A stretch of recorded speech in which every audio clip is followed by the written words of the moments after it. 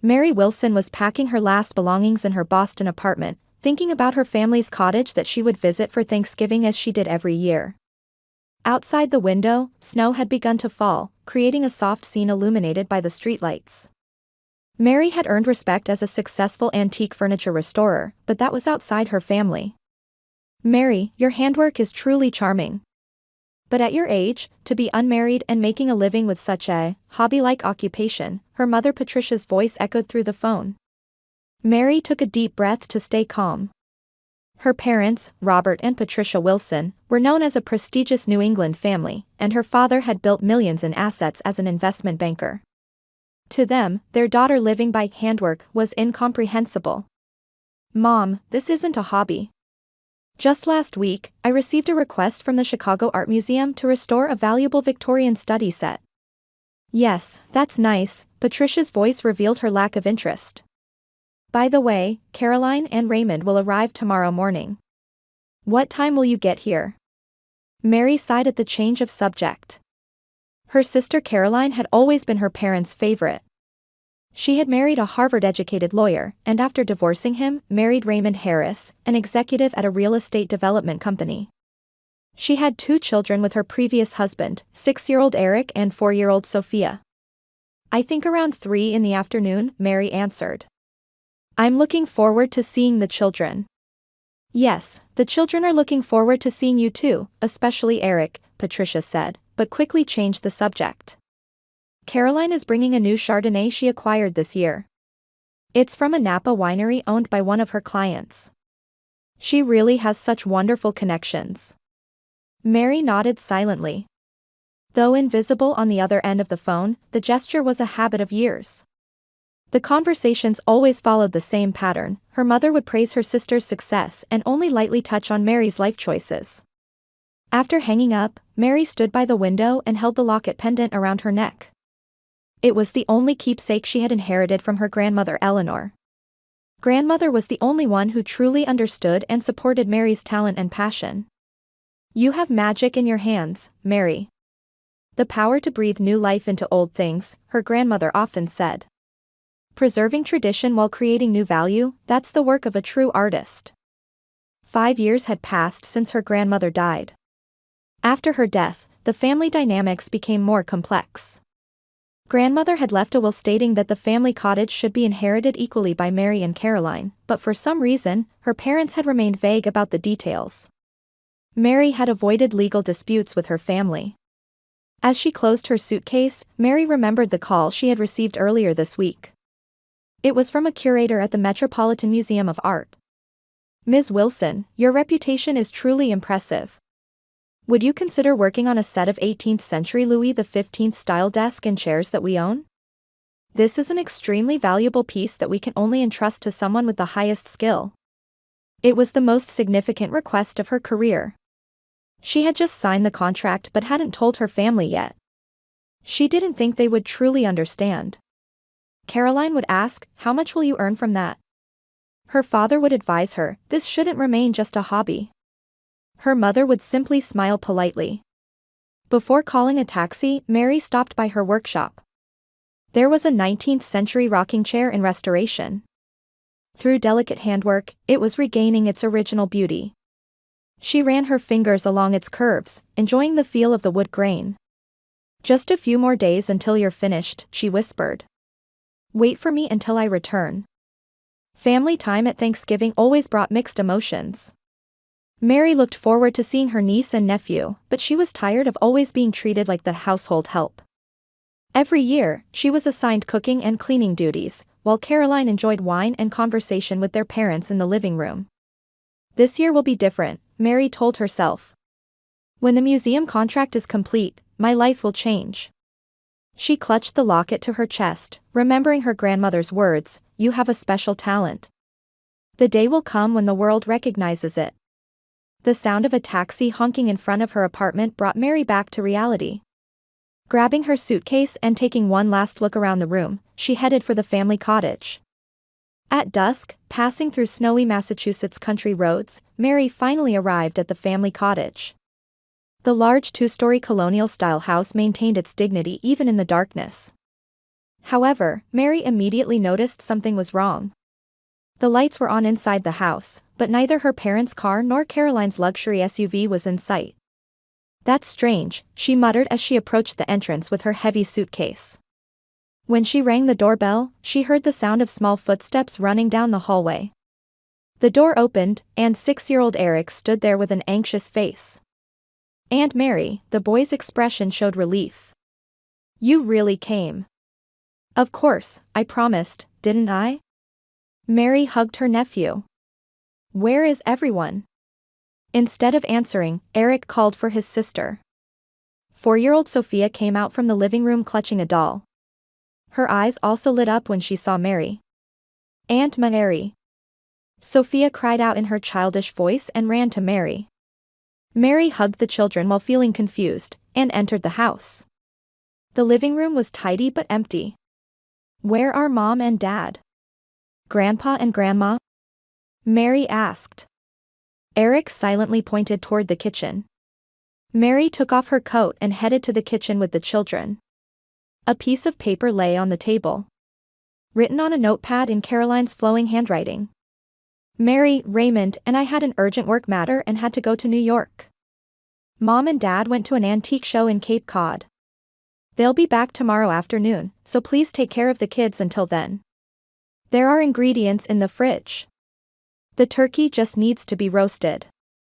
Mary was stunned. Everyone had disappeared on Thanksgiving Eve, leaving just the children behind. Her smartphone rang, displaying a message from Patricia. "Mary, we're so relieved you can watch the children. It suits you like a housekeeper. As usual, make sure the turkey is fully cooked. Last year it was a bit undercooked. See you tomorrow afternoon." Mary felt her face flush with anger. She took a deep breath and smiled at the children. "Let's put away my things, and then make dinner. Are you hungry?" The children nodded eagerly. While making simple pasta for the children, Mary observed them. They seemed to lack their usual energy. Especially Eric, who occasionally looked like he wanted to say something, then quickly looked away. "How's school?" Mary tried to start a conversation. "Good," Eric answered briefly. "My teacher praised my drawing." "That's wonderful. What did you draw?" "A house in the forest," he answered. "But Dad didn't say anything when he saw my drawing." Mary frowned. She had noticed that the children's expressions darkened whenever Raymond was mentioned. When Caroline married Raymond, Mary had sensed a coldness in him.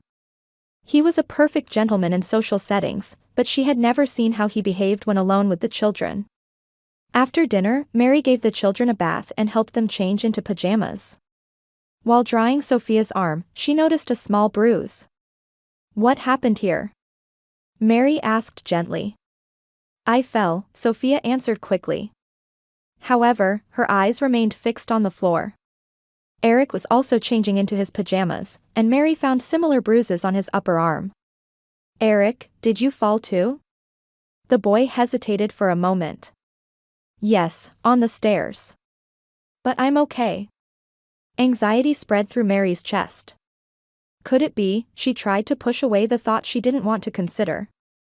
But when Eric woke up from a nightmare in the middle of the night, crying, "Please, stop," her suspicions grew stronger. The next morning, Thanksgiving Day. Mary got up early and began preparing the turkey. The children seemed to be relaxing a bit, hovering around Mary trying to help. "Aunt, look." Sophia proudly showed a paper turkey hat. "Eric helped me make it." Mary smiled. "It's lovely. Will you make one for me too?" The children happily nodded and began crafting at the table. While putting the turkey in the oven, Mary watched the children. She wanted to cherish this time with her niece and nephew whom she rarely saw. Around noon, Raymond called. Mary answered the phone and noticed the children's expressions instantly changed to tension. "Are the kids all right?" Raymond's voice was low, containing something intimidating. "Yes, they're very well. We're having a good time. Make sure you discipline them properly. Especially Eric, he can be disobedient sometimes." Mary frowned. "Don't worry. They're both very good children. After hanging up, Eric asked in a small voice, "Was Dad angry?" "No, he's just concerned," Mary answered gently. However, she sensed the same tension from the children during Caroline's subsequent call. Mary began to believe something was seriously wrong. The children's bruises, their frightened manner, and the same excuse of falling. Everything gave her a bad feeling. In the afternoon, as the good smell of roasting turkey filled the house, Mary continued Thanksgiving crafts with the children. Every time she saw their smiles, her determination grew stronger. Before the family returned tomorrow, she needed to uncover the truth. Before dinner, Mary called her lawyer friend Amanda. While the children watched TV in the living room, she explained the situation in a quiet voice. "You need evidence," Amanda said. "But first, gaining the children's trust is crucial." "I understand," Mary replied. "But I don't have much time. Everyone returns tomorrow." After hanging up, Mary returned to the kitchen. On the table, she had prepared a small Thanksgiving feast. Turkey, mashed potatoes, cranberry sauce, and pumpkin pie. It might not be perfect, but it was a meal made with love. "Eric, Sophia, dinner time," she called. The children ran into the kitchen, their eyes sparkling. "Wow, amazing!" Eric exclaimed. "It looks more delicious than Mom's turkey." Mary smiled. "Now, before we eat, let's say what we're thankful for." After dinner, Mary gently tucked the children into bed. Sophia fell asleep immediately, but Eric seemed restless in bed. As Mary was about to leave the room, he called out in a small voice. "Aunt, stay a little longer." Mary sat on the edge of the bed, gently stroking Eric's hair. "What's wrong?" "Can't sleep." Outside the window, snow continued to fall quietly, and tree shadows cast fantastic patterns on the room walls in the moonlight. Eric sat up and looked at Mary with a serious expression. "Actually," he began and then stopped. Mary felt her heart beating fast. "What?" "You can tell me anything." Eric was silent for a while. Then, as if resolved, he began speaking in a small voice. "Actually, Mom and Grandpa and Grandma are planning to kick you out today." Mary felt her whole body begin to tremble. "What do you mean?" "I overheard them talking last week," Eric continued. "After Dad put us to bed, the adults were drinking in the living room and talking. Mom said, we need to make sure Mary can no longer claim rights to the cottage." Mary gasped. "The cottage?" "Yes. The house Grandma left. Mom said, the papers are already prepared. Once she signs after Thanksgiving, it will all be ours." In Mary's mind, her grandmother's words echoed, "This house should be divided equally between my two granddaughters." Grandmother had always treated Mary and Caroline equally. But her parents and Caroline seemed to have different ideas. "Do you know why they're planning this?" Mary asked in a trembling voice. Eric nodded slightly. "Mom said, Mary's business will fail, and she'll soon come asking for help. Then we can have her sign papers giving up her inheritance rights." Mary felt cold anger. Her business was doing well, and she had even received a major commission from the Metropolitan Museum of Art. But her family believed, or hoped, she would fail. "Eric, did you hear anything else?" The boy looked around nervously and continued in an even smaller voice. "Grandpa said, legally, there should be no problem. Eleanor's will has been rewritten." Mary's blood ran cold. Did that mean her grandmother's will had been altered? That was impossible. Grandmother had told Mary before she died to keep a copy of the will. Indeed, Mary had that copy, in a safe at her apartment. "Eric, thank you for telling me," Mary squeezed her nephew's hand. "Is there anything else worrying you?" Tears welled up in Eric's eyes. "I'm scared of Dad," he finally confessed. "He yells at me and Sophia, and grabs our arms tightly. When I tell Mom, she doesn't believe me. She just says, don't tell lies." Mary's suspicions turned to certainty. Raymond was abusing the children, and Caroline was turning a blind eye. And her parents, did they know and do nothing? "Dad says, if you tell Aunt Mary anything, Worse things will happen, Eric continued in a trembling voice. But I know you're a kind person. You're not like what they all say. What do they say about me?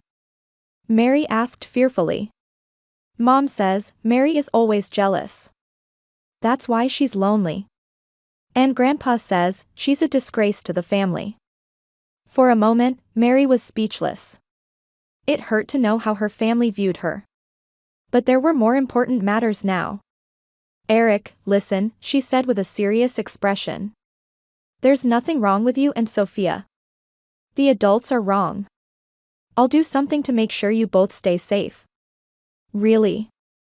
Hope lit up in Eric's eyes. I promise, Mary declared. I won't let anyone hurt you.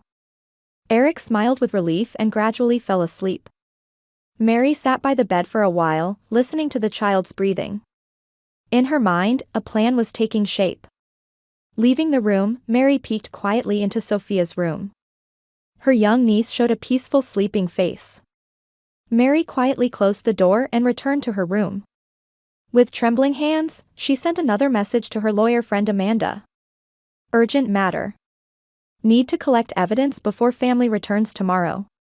Possible child abuse and potential falsification of grandmother's will.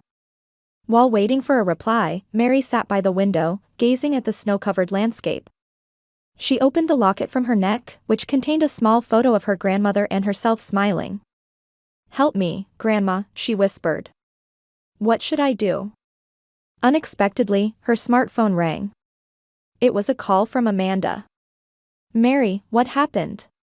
Her friend's voice sounded worried. Mary explained the situation in a low voice. Amanda occasionally asked questions while carefully listening. First, we need to record the children's testimony, Amanda said. And photos of the bruises too. Tomorrow morning, as early as possible. You have a copy of your grandmother's will, right? Yes, at my apartment. Tomorrow morning, my friend Tom will go get it. He's trustworthy. Where are your keys? Mary gave instructions and discussed countermeasures. Mary, Amanda said at the end of the call. You're doing the right thing. The children need you. And you have the right to reveal the truth. After hanging up, Mary sat on the bed but couldn't sleep. Her head was filled with thoughts of her family's betrayal and how to save the children. Past midnight, she heard Sophia's small crying voice. Rushing to the room, she found her young niece trembling, awakened by a nightmare. It's okay, Mary said gently, embracing Sophia. Aunt is here. I dreamed Dad was angry, Sophia sobbed. It's all right now. Dad isn't here. Mary stayed by Sophia's side until she fell asleep again. Feeling the small body relax with relief, Mary strengthened her resolve. She would do anything to protect the children. A confrontation with her family was inevitable. But tonight, she finally knew the truth and was prepared to act. Returning to bed, Mary remembered her grandmother's words, true courage is the power to do the right thing, even when you feel afraid. Tomorrow, her courage would be tested. But now, she needed to gather strength in a short sleep. Outside the window, snow continued to fall quietly, wrapping the house in a white blanket. It seemed to foretell the beginning of something new. Mary took a deep breath and closed her eyes. The next morning, Mary woke before dawn. Outside the window, the snow had stopped, and the morning sun began to tint the snow-covered landscape golden. She immediately began to act. Following Amanda's instructions, she prepared her smartphone's voice recorder and waited for the children to wake up. Eric was the first to rise. Still in his pajamas, rubbing his eyes, he came into the kitchen. Good morning, Eric, Mary smiled gently. Did you sleep well? The boy nodded. Yes. I didn't have any bad dreams.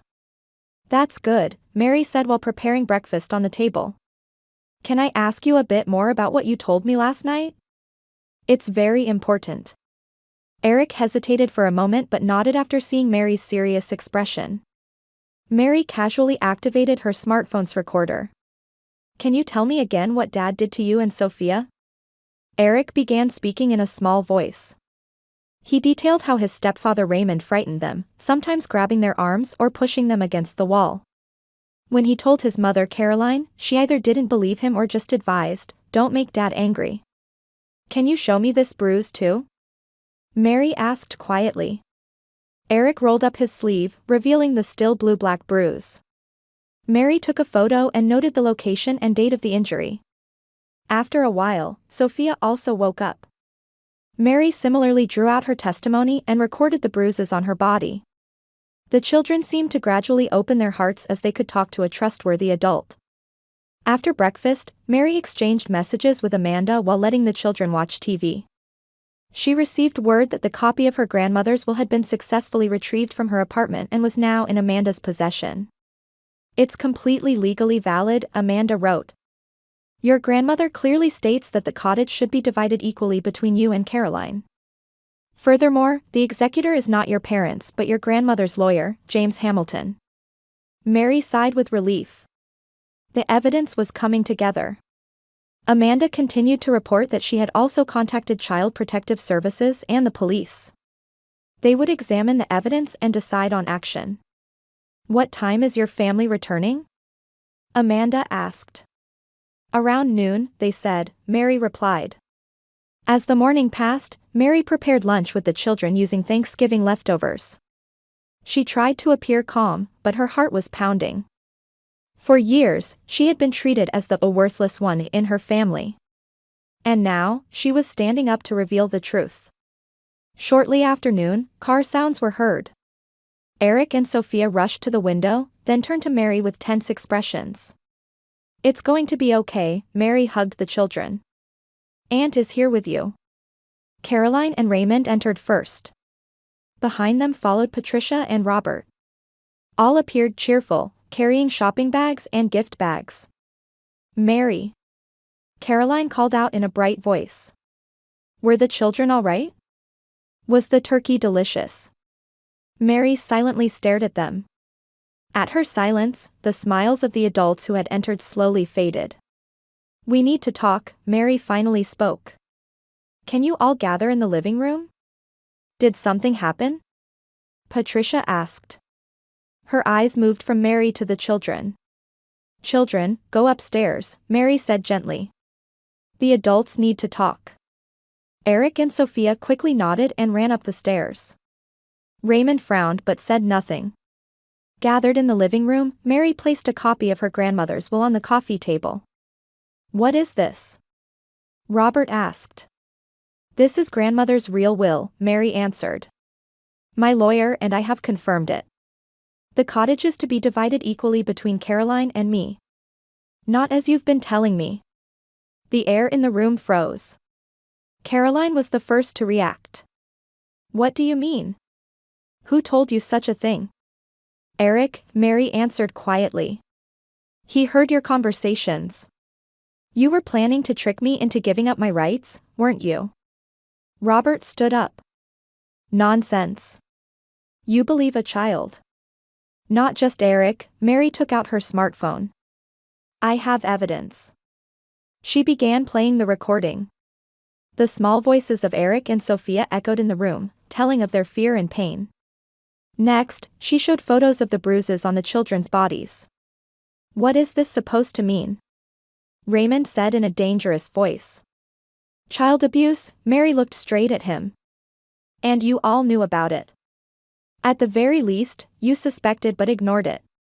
Caroline's face turned pale. "Mary, what are you saying? The children are just lying. They just want attention." "Enough." Mary's voice resonated through the room. "I won't be silent anymore. Trying to forge grandmother's will, turning a blind eye to child abuse. Is this what a real family does?" Raymond suddenly took a step toward Mary. "You can't prove anything." "The police and Child Protective Services have already been notified," Mary said calmly. "They have all the evidence." Patricia nodded like a conspirator.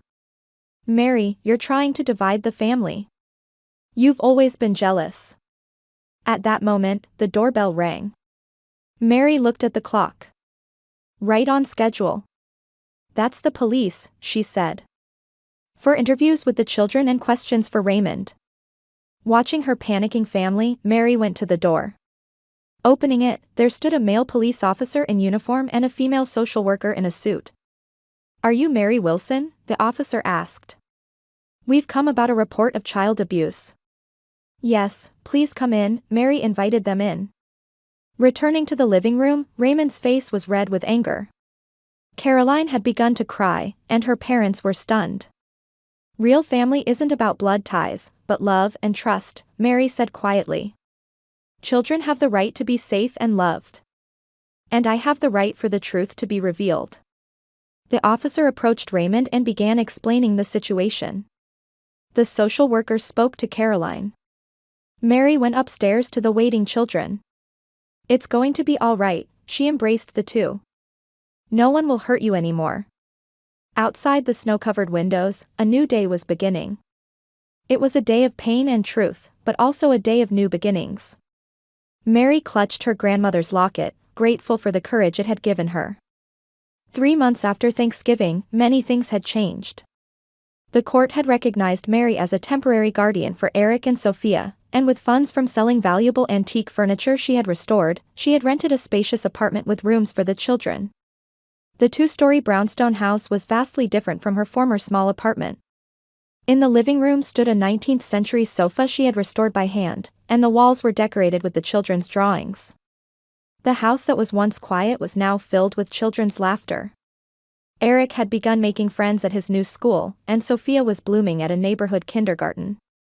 The shadows of fear that had dwelled in their eyes were gradually fading, replaced by curiosity and a sense of security. Raymond was detained on charges of child abuse, unable to pay bail, with a trial scheduled to begin soon. At first, Caroline had blamed Mary with fierce anger and denial. Her parents similarly loudly claimed that Mary had kidnapped their grandchildren. However, as police evidence and the children's testimonies accumulated, their attitudes began to change. Especially Caroline had to face the gravity of her husband's actions. She had begun counseling and occasionally came to visit the children. Those visits were initially tense but gradually became more amicable. The parents still kept their distance. The social status they had built was shaken, and many of their friends had distanced themselves. Regarding grandmother's will, legal investigations were progressing, revealing that the parents had intentionally concealed it. On a rainy Saturday afternoon, the doorbell rang. When Mary opened it, Caroline was standing there. She looked tired but had gentler eyes than before. "May I come in?" Caroline asked in a small voice. Mary silently opened the door and invited her sister in. Drinking coffee in the living room, Caroline finally spoke. "Mary, I was also his victim," she confessed tearfully. "Raymond, from the beginning of our marriage, there was psychological control and intimidation. I couldn't report the children's situation. I was frozen with fear." Despite her complex emotions, Mary saw the suffering etched on her sister's face. "I wanted your strength," Caroline continued. "You always walked your own path. In trying to meet our parents' expectations, I lost myself." Regarding the family inheritance issue, Caroline frankly admitted, "I just did what our parents told me. But now, I want to resolve it legally correctly. As grandmother wished." That year's Thanksgiving, a modest dinner was held at Mary's new home. On the table was a turkey with all the trimmings that she had prepared with care. Caroline continued her counseling and was gradually repairing her relationship with the children. The parents were not invited, they were still justifying their actions. Before the meal, Eric proposed a small toast in a quiet voice. "To Aunt Mary who protected us. Thank you for teaching us that real family means people who help when you're in trouble." Sophia added, "Mom is trying hard too." With her grandmother's locket pendant against her chest, Mary felt a new form of family bond emerging. Caroline and Mary smiled at each other, understanding that family isn't just about blood ties, but love, mutual respect, and the will to stand together in difficult times. Outside the window, the first snow had begun to fall again. But this year's winter heralded a new beginning.